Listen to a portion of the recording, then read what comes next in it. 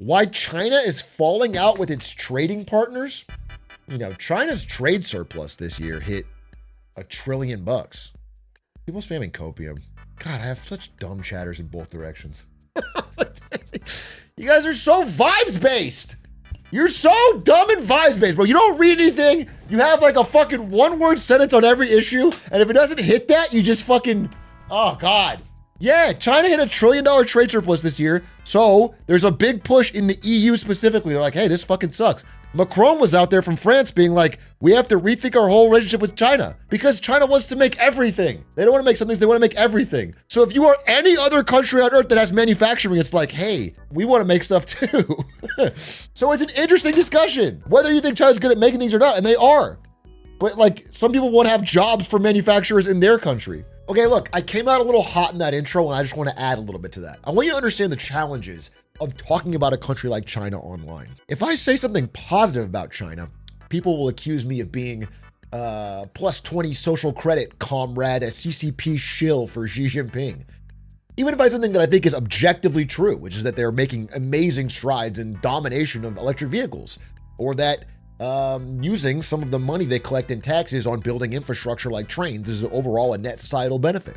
However, the flip side is also true. That part used to be what I used to get more. But now, if I say anything true negatively about China, anything that's like a challenge or a problem they're facing, like, for example, what this video is about, which is that their ever-growing trade surplus is causing real strains in their relations with any other country that manufactures things. Not just America. America isn't a trade war with them. If you say America is losing manufacturing jobs to China and they're in a trade war, maybe you say tough titties.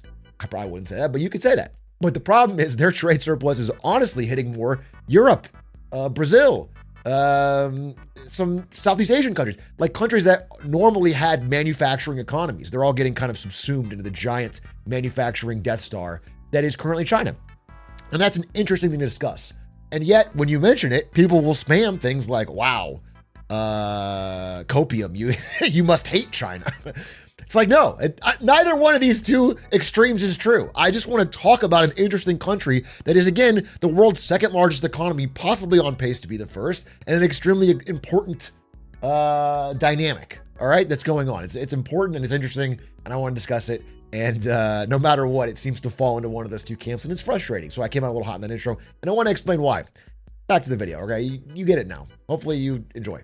China announced that its trade surplus had reached over $1 trillion in the first 11 months of this year. This statistic was cheered by China bulls as yet further... Dude, okay, I know some of you guys think pre-wash or whatever. I swear to God, I think I'm realizing we're all reading the same stuff. I swear to God, I think we're all just reading the same fucking articles and we're making videos on the same things. I don't have graphs though. I don't have pretty graphs. I need to get this. I need a motion graphics guy. Penned a piece in the Financial Times earlier this week, arguing that China must... This is the exact article I read. Emmanuel Macron, for instance, penned a piece in the... This is the article I was thinking about. This is the one I read, bro. While Mexico has since announced tariffs of up to 50% on a whole range of Chinese goods, adding to the long list of countries that have now imposed restrictions on Chinese exports, which include not just Western countries like the US and Canada, but also developing countries like Indonesia, Turkey, and Brazil. The key thing to understand here is that persistent trade imbalances shouldn't really happen, at least according to orthodox economics. After all, when you export loads of stuff, this creates demand for your currency. Bro, I legitimately think we also read a similar follow-up. Let me guess here.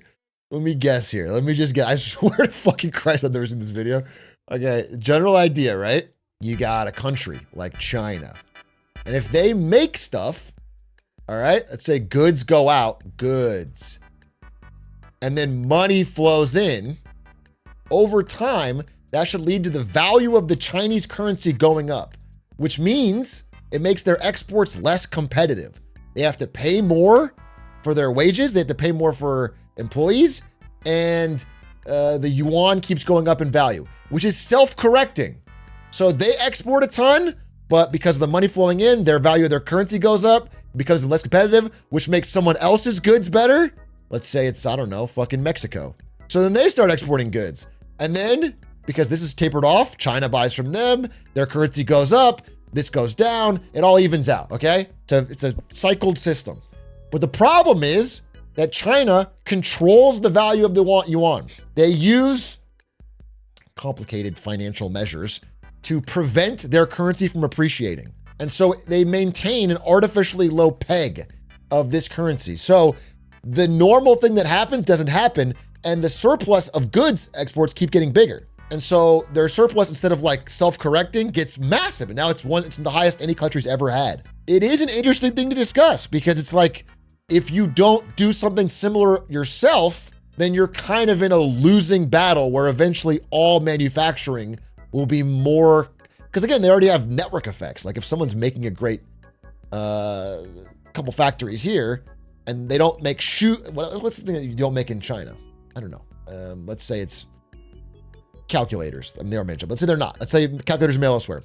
Well, if three massive factories and a massive shipping pipeline and the ports and the logistics and the networks and the effects are all in China, then it's kind of easier to move that here. Like all things will end up moving to China at that rate. And so, yeah, this is supposed to be self-correcting is basically the idea. And I'm sure he's going to say something similar but with better graphs.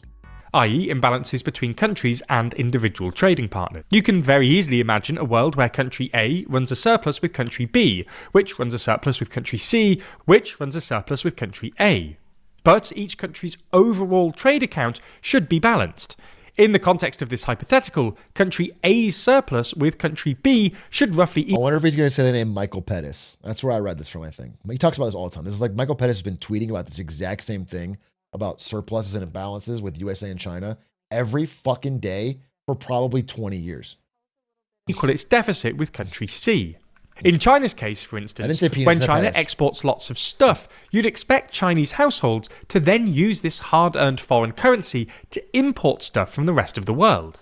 Now, at this point, the China bulls in our audience might retort, what if China just makes the best stuff, and Chinese households just don't want to import foreign-made alternatives? Well, fine, but if China isn't importing, but is continuing to export, orthodox economics would predict this would just continually push up the value of the yuan until foreign imports eventually become competitive, and the trade account would then balance. Rather, trade surpluses usually suggest that a country isn't able to get its hands on as many imports as it should be able to. And this is the main reason that China's trade partners are getting a bit irritated. It's not just that Chinese manufacturing exports are hyper-competitive, although this is obviously causing some anxiety in places like the German car industry. Yeah. Rather, it's that China apparently doesn't want anything from the rest of the world. Before, other countries were less fussed about Chinese surpluses, because they knew there were still gaps in the value chain where they could sell their stuff to China, even if China didn't import as much as it exports. Now, however, China produces everything from cheap components up to high-end manufacturing goods like electric vehicles. This has provoked some anxiety amongst China's trading partners, who can no longer really see what they might export to China. Third, and finally, these surpluses look more and more like a deliberate policy choice. Since at least 2015, when Xi revealed his Made in China policy, the CCP have been explicitly pursuing a policy of economic self-sufficiency, which involves reducing their reliance on foreign imports. The CCP has also continued to undervalue China's currency, the yuan, which effectively prevents Chinese households from importing as much stuff as they should be able to. And Xi has explicitly resisted calls from the IMF and elsewhere to boost domestic demand within China, because more spending means higher prices. Yeah. For context, inflation in China has been hovering around... But it would undermine their manufacturing dominance, which is, I think, incredibly important in the game of chess they're playing right now around, let's say, the strategic decoupling from the US and possible future action over Taiwan. And you know, it's like, it is artificially making their citizens, in effect, poorer because it's a subsidy for manufacturers at the expense of consumer consumption. But it makes it so that all manufacturing ends up in China at the right moment, I guess, right when they would need, let's say hypothetically they did some in Taiwan in the next few years. Like, that is a strong negotiating position. While lots of China's trade partners, especially in Europe, are indeed anxious about China's surpluses, others, especially poorer trading partners in the global south, who never really expected to export that much to China in the first place, don't really care about trade balances, as long as they get cheap, high-quality Chinese stuff. Pakistan is a great example. Super cheap Chinese solar panels have enabled a transformative electricity revolution in a country that has suffered from recurrent energy crises. Nonetheless, global anxieties about China's trade practices only seem to be growing, so it would probably be a good idea to address them sooner rather than later. We've seen a change in tone, and the CCP are apparently showing some interest in boosting domestic demand. Since October, Chinese policymakers have been talking about investing in the Chinese people. I mean, maybe. I'll say that I've heard this like a lot. They've said this every few years for a long time. And they don't actually do it because it would require like a fundamental change in how they've structured everything. I would say they won't do it, but maybe. Every time they announce like a stimulus or something, it always goes only to manufacturing. That's where it all goes. Which has been widely interpreted as a euphemism for boosting domestic demand. This will come as a welcome relief to many of China's trade partners, especially in Europe. But this won't be straightforward, and it's worth noting that the CCP's previous efforts to boost domestic demand have generally fallen short. A more permanent fix would probably require multilateral cooperation between both surplus and deficit countries, which feels unlikely at the moment. This is why I play Zenless Zone Zero to stimulate China's economy. That's huge of you. You're truly a patriot, extending an olive branch to help U.S.-China relations. This whole video is copium pretending China supporting its economy is bad somehow. Bro, you didn't understand the video, and I don't think you understand anything. I'll be honest with you. The video was just explaining that China's large manufacturing trading partners in, let's say, Brazil and Europe, they make a lot of stuff that they used to sell to China. But now that China makes what's an entirely controlled manufacturing surplus, they can't trade anything back.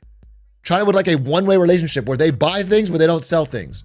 And so it's obviously causing some consternation because these employ jobs. There's jobs in Brazil and in France and in Germany, factories. And if China makes it all, then they're gonna have to fire those people.